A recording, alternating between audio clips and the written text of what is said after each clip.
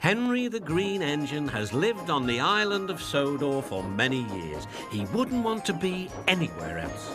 He likes every part of it, from the fields filled with flowers to the white sandy beaches. But there is one place that Henry always enjoyed visiting more than any other.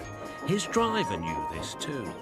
"Come on, Henry," he would say. "We've made good time today. We'll stop for a while by the forest." Henry loved it here. The forest was full of broad oaks and tall pines.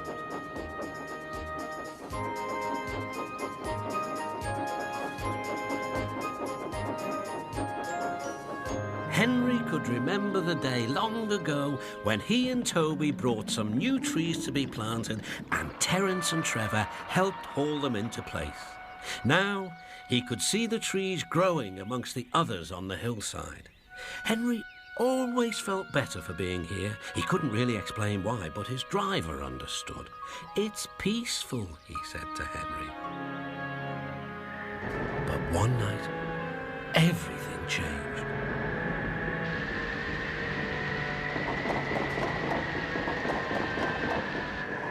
The engines were resting in the shed. "Listen," said Thomas. "Can you hear a strange whistling sound?" "It's the wind blowing outside our shed," replied Toby, "but I've never heard it like this before." "Do you know," added James, "if Gordon wasn't here now, I'd say it was him thundering by with the express." All the engines laughed, except Henry. "I hope the wind won't harm the forest." By morning, the fierce winds had gone, but the damage was done. Henry's driver came to see him in the yard. "Trees have fallen on the line. We must help clear the tracks."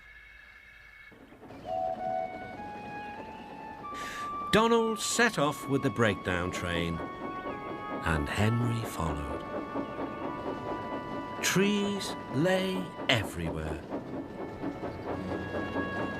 The hillside now looked so bare.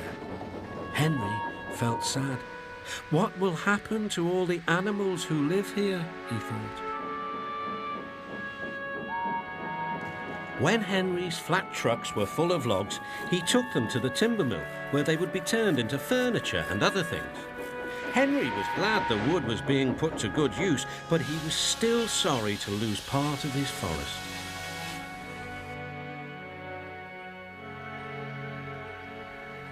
"Oh dear," sighed Toby. "I wish there was something we could do to make things better again." "Yes, indeed," replied Thomas, "but what? We can't mend broken trees." Toby puffed slowly into the yard.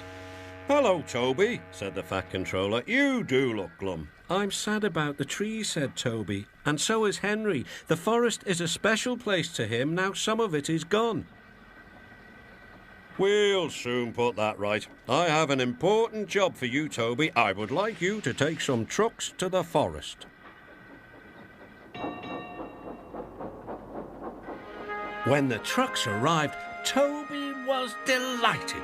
They were full of splendid young trees, all ready for planting. "This is the best job I've ever had," said Toby happily. When Henry returned, he was most surprised.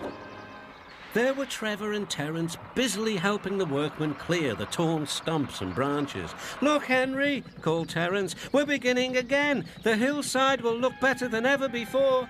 You'll see." Now Henry can see the trees growing strong and tall, and the animals are coming back. Sometimes everywhere is quiet. At other times, Henry can hear leaves rustling or a bird's wing brushing the air. Often he can hear the sound of children laughing, and always he is happy here.